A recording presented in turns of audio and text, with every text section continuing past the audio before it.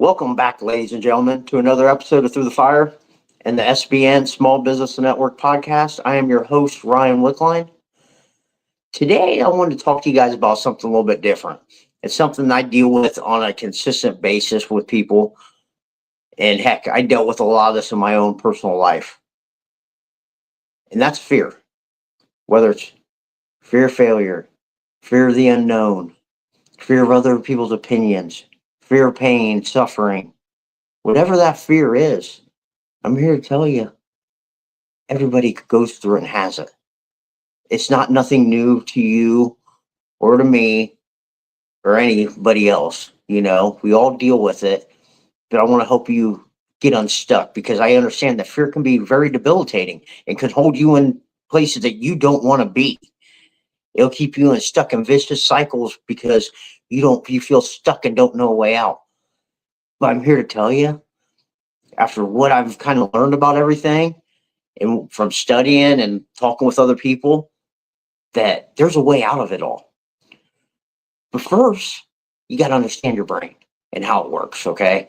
And this will show you that everybody deals with fear in some sort of way, in some sort of capacity, and there's a way out of it, but you got to train your mind to get out of it. First thing I'm going to let you know is your brain is made to protect you, right? Fight or flight, right? You know them responses, right? Well, on one end, your brain's going to always lead you to seek out pleasurable things. The other side, it's going to keep you away from things that are fearful and that could hurt. So when you kind of understand that, okay, my brain's going to keep me away from painful things that are hard, things that might hurt and might embarrass me, and it's always going to lead me in the way of pleasure. I can kind of understand that my situation isn't new to me. And a lot of people deal with this, and I see it all the time. So first thing we got to do is get you realizing, hey, what this fear is, it's not nothing new. I can overcome it, but I have to take action. And I mean, a lot of it's taking daily action. You just don't do it one time and then say, oh, well, I'm over that fear. No, because your brain is consistently going to keep you away from doing them hard things and try to keep you in that cycle. So it's a lot of a process and a level of growth that you have to continuously be doing it, because let's just face it, a lot of times when you first do it, you're going to suck at it. You're not going to be very good. So you're going to be like, oh man, do I want to do it again? I mean, look, the first time I ever spoke on this camera, I was mortified, did not want to do it, but I did it. And I can still tell you, I still get nervous at times when I come in here and come talk, because it feels like I'm just talking to myself into a camera, which kind of feels stupid at times, but I do it. It's a lot easier when I can talk to somebody and not just staring at my face right here and everything. So I still get a little fearful and nervous because I just want to do well for you. And that's a little bit of the ego trip that everybody has. So what you're going through is not nothing new to you. You can overcome it, but you have to understand, hey, that my brain's trying to hold me back from this, so I have to lead my brain. So the first thing I'd recommend, just do it. Okay, you're going to suck at it. Like I said, you're going to suck, but continuously keep doing it. You'll get better at it and you'll overcome that fear. A lot of it comes from once you start mastering it and keep stepping out of your comfort zone. If you're too scared to start there with what you're really scared of, go start doing something smaller increments. And this is one thing that I do with a lot of the athletes I work with. We do like a 30-day challenge. And it's called a 30-day toughness challenge, call them challenges of the day. So what they have to do for these 30 days is do something that completely scares them. I mean, it has to completely scare them. Like someone will be like, well, I did this tough workout. Well, then I repeat this tough workout. Like, dude, I know you can do better than that. Okay. I've been around you. I've been in the training rooms with you. I know you have more than that to give. You're just doing something because it's comfortable to you. I don't want comfort. I want you to be uncomfortable.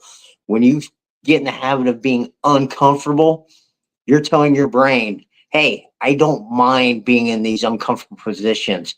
And it's just a training process of getting out of that comfort zone on a daily, consistent basis where you can say, hey, this is what I expect to do at all times. So start doing that.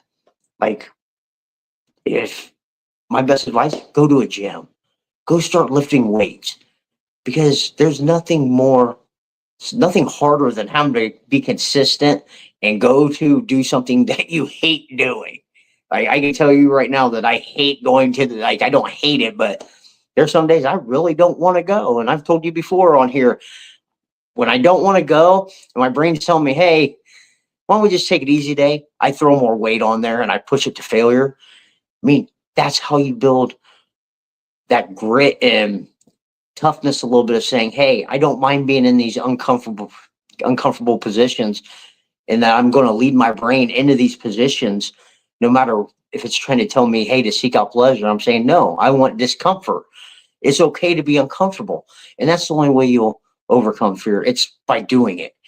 Everybody's fearful at times, but your true courage comes from being fearful and doing it anyways. You can't just live in that state of fear and not do what you feel like you're supposed to be doing and called to do because, hey, I might lose. Well, yeah, you probably are going to lose when you first start out. I mean, everybody does. Losing is part of the process. I mean, so it's not normal for you. You're probably going to suck at it, like I said, but you're going to get better over time. So you can't let fear dictate that. Like, one of my biggest fears for the longest time was fear of failure. Well, guess what? I had to go through a lot of failure to finally realize, hey, I don't like this feeling anymore. I understand it's part of the process, but I change that my perspective on it and switch it to be like, I only feel if I give up. And just that mind switch, which came through a lot of adversity, helped me in the long run. Like, another one, fear of control. That was a bad one for me too. Like, I felt like I had to control everything. Well, once I finally gave up my life to God and let Him kind of take the wheel and said, hey, my life's really not going in the best direction when I'm at the wheel. Why don't you take control of it? But I still at times want to hop in and be like, I can do this myself. And be like, then I'll be humbled again and be like, okay, you take the wheel again. So all this stuff isn't new to just me or to somebody else. So if you have any fear going on in your own life that's holding you back, it's not new. You can break those chains and them habits and just some voices in your head. And I'll bring up a lot on like the noise and stuff, how to calm that out later on and everything. I mean, another piece of advice, go get around a good group of people. I mean, if you really truly want to elevate your life, go get around a good community of people. Like, this was the game changer for me, and I'll talk about this later on, but getting around a good community of people who are going to hold you accountable and make you stretch out of your comfort zone and become a better person. I mean, that's kind of what everybody needs in life. I mean, or you can stay stuck with people that aren't going to do anything for you, don't have big goals, big ambitions, and let them keep dragging you down. I mean, that choice is ultimately yours. I mean, you do what's best for you, but if you truly want to go chase something bigger and better, get around a good community of people. Another one is just self-talk. Okay, this one was huge for me. So I would continuously have to tell myself, you can do it. You can do this. You can do this. Like, people would be like, why don't you write down all your dreams and goals and everything? I didn't need to do all that. That was all here. I knew the vision, everything was all in here. And I get singular focused. I just have trouble calming down the noise. And I'll talk about that later, like I said. But a lot of positive self-talk and what I was taking in changed pretty much the whole game for me. Like, continuously just talking to myself in a better way, in a better light, and looking on improving my life was what took me from one level to the next, was just continually talking to myself in the right way and showing myself I can do it, no matter what it was. But like, the last thing I'd probably say to you, just go to prayer. Like, whether you're Christian, whatever you are, you're not, Pray to the universe, pray to yourself, do whatever you got to do. Take that focus off you and realize, hey, this isn't all about me. What is this fear trying to teach me?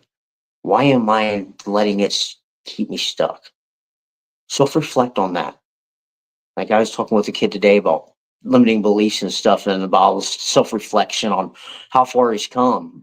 It's like, man, some of these kids actually impressed me so much with how far they come and the fear that they overcome. I mean, and all it is getting them to overcome them limiting beliefs in their heads, and just, hey, one step at a time. The magic is in the action. Okay. All the magic you want to see is in the daily process and grind that you have to go through, where you keep showing up for yourself. No matter what your head is telling you that it's scary and it's fearful. Well, yeah, it is scary and fearful because it's something you've never done, and you could look like a fool and an idiot, which is most likely going to happen. So, of course, your brain's going to keep you away from there. But you have to tell it, hey, I'm in charge. I'm going to go over here and I'm going to do it. What happens if I look horrible to everybody else? They laugh at me. So what? Which could be kind of scary at times. But guess what? You do it and you continually get better. And then you never know what's going to happen. Take that chance. Take that leap. Once you really understand that a lot of the feelings you're feeling, the nervousness and everything, the butterflies, the nervousness, the pressure you're feeling, where it's kind of scary, those are good. Those are really good feeling to have, because if you let it, it will give you the energy, the focus, the motivation you need to come out on top. Okay. So this is something somebody won't tell you. Everybody will be like, oh, nerves, they're bad. Nerves, I mean, the butterflies, I mean, I don't know how to handle them. Well, first off, stop calling them nerves and butterflies and call them, tell them, start saying, hey, I'm focused, I'm energetic, I'm more motivated, because that's what it is. It's giving you that extra energy, that extra rush of energy and adrenaline you need to stand up. Like I said, it's a fight or flight. You can either stand there and fight, or you can run and hide. I mean, and that's kind of what you're going to get out of that situation when you're scared and nervous, that feeling. But if you stand there and fight and say, hey, this is going to give me that extra amount of energy I need to get the job done. No matter what happens, I'm going to keep showing up and I'm going to keep doing it. I'm more focused. I'm more energetic. I'm more driven now than before. There's no feelings of nervousness. But that also takes a lot of practice. You can't just show up and be like, oh, try to talk that way, because guess what? It's probably not going to work so well for you. So everything I come out with you with, you're going to have to start practicing it. Okay? Just like everybody in the Special Forces, Navy SEALs, all them guys will tell you, when the bullets start flying and all heck breaks loose, right?